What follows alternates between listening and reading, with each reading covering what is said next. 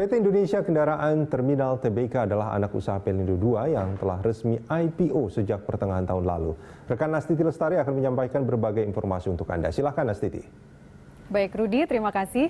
Pemirsa, PT Indonesia Kendaraan Terminal Tbk merupakan perusahaan yang bergerak perusahaan kendaraan terminal yang beroperasi di Tanjung Priok. Perusahaan memberikan pelayanan cargo dooring, stiff dooring, receiving and delivery, vehicle processing center, dan equipment processing center. Kita simak data-datanya sebagai berikut. Memiliki kode IPCC di Bursa Efek Indonesia, PT Indonesia Kendaraan Terminal Tbk IPO atau melantai di lantai bursa pada 9 Juli 2018. Ketika itu harga saham IPO yang dilepas adalah 1.640 per lembar saham, berada di papan pengembangan di Bursa Efek, kemudian bergerak di sektor infrastruktur, utilities, and transportation. Sementara subsektornya adalah toll road, airport, harbor, and allied products. Pemegang saham IPCC 71,28% dimiliki oleh Pelindo II. Kemudian 5,42% dimiliki oleh PT Pelabuhan Indonesia Investama dan 0,72% dimiliki oleh PT Multi Terminal Indonesia, sementara sisanya dimiliki oleh publik 22,56% atau setara dengan 410,31 juta lembar saham.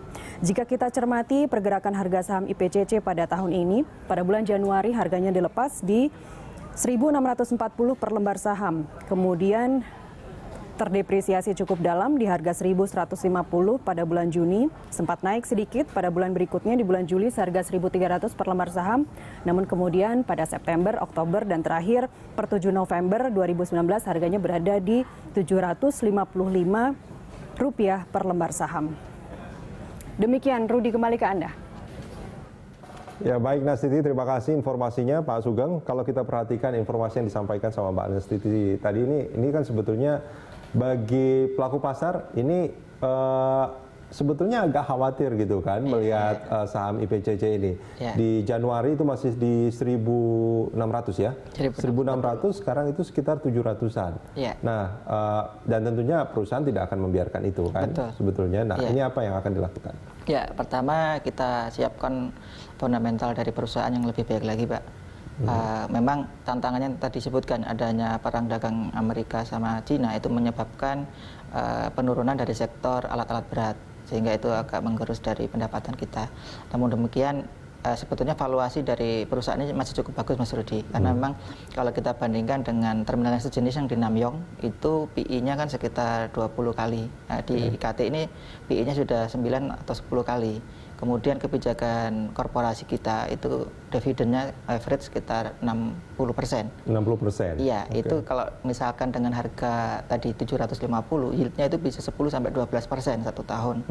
Itu cukup menggiurkan 2 kali dari deposito. Makanya ini sebetulnya menurut saya time to pay, karena memang prospek kita itu cukup bagus dan secara fundamental kita nggak ada isu. Bahkan kita hutang pun nggak ada, punya hutang yang berbasis hutang pinjaman gitu.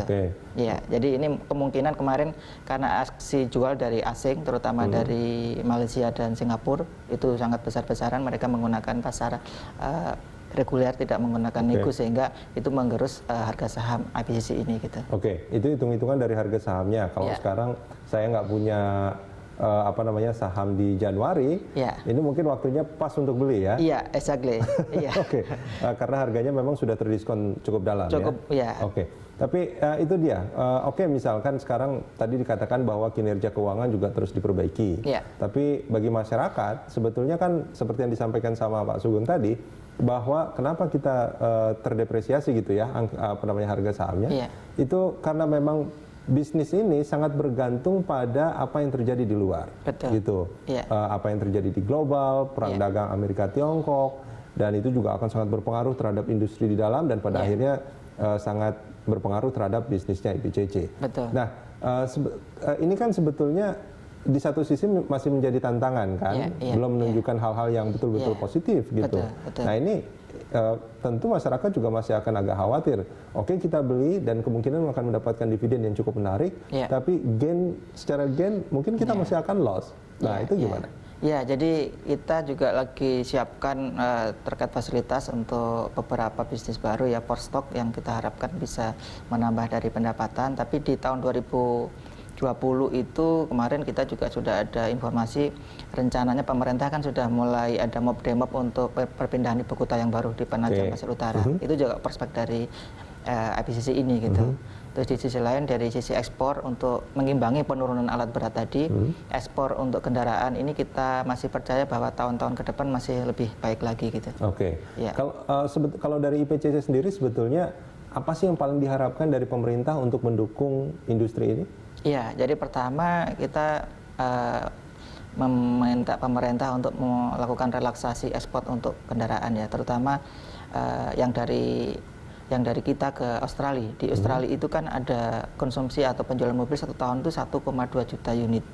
Dan itu secara G2G-nya kan sampai sekarang masih dilakukan pembahasan dengan Australia.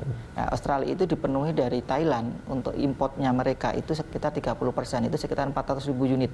Nah, sedangkan sisanya dari Eropa dan dari Jepang. Di Indonesia nggak sampai 1%. Oke. Ya, dan itu sebetulnya itu potensinya besar. Potensi luar biasa. Kalau itu bisa kita grab misalkan 300.000 unit, bottom line kita naik 2 kali lipat.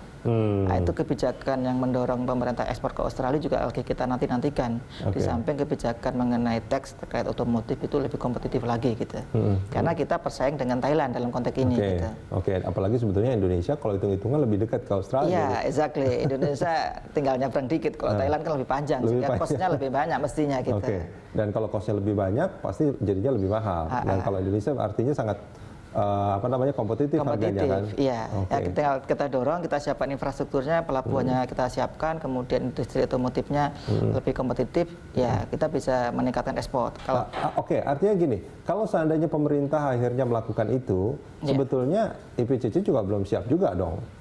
Udah kita siapkan. Atau sebetulnya sudah siap sebetulnya? Udah kita siapkan. Jadi untuk peningkatan kapasitas lahan, kita juga lagi membangun gedung parkir menjadi 5 hektar, kemudian kapasitas untuk lapangan penumpukan juga sudah kita siapkan. Jadi kita hand in hand dengan pemerintah untuk meningkatkan efisiensi dari kos logistik untuk otomotif dan untuk infrastruktur alat-alat berat tadi. Oke. Ya. Nah, kalau di semester pertama itu nampaknya memang ada kalau dibandingkan dengan tahun lalu itu memang kurang menggembirakan gitu ya. Tapi untuk semester 2 ini targetnya itu sampai berapa? Kemarin kalau kita lihat lebih realistis, memang target pendapatan kita itu agak turun sekitar 1-5% pendapatannya. Sedangkan bottom line itu juga agak turun sekitar 20% karena memang ada beberapa beban terkait dengan kebijakan-kebijakan dari sisi sewa dan lain-lain, termasuk dari sisi partnership itu juga mengalami kenaikan. Jadi kita upayakan ke depan untuk beban itu dapat kita kontrol lebih efisien lagi gitu. Nah, realisasinya hingga saat ini apakah itu akan kelihatannya memang optimis bahwa itu akan tercapai sampai akhir tahun? Iya, sampai akhir tahun estimasi kita untuk labanya sekitar 140 sampai 150 miliar ya. Jadi agak turun dari tahun lalu 170. Iya, tapi kita upayakan untuk ke depan lebih baik lagi supaya nanti dari tadi ada kesempatan-kesempatan prospek yang bisa kita grab untuk menjadi lebih meningkat lagi dari sisi pendapatannya. Pak Sugeng, terima kasih banyak sudah hadir bersama kami di Corporate Action. Ya, makasih Mas Rudi.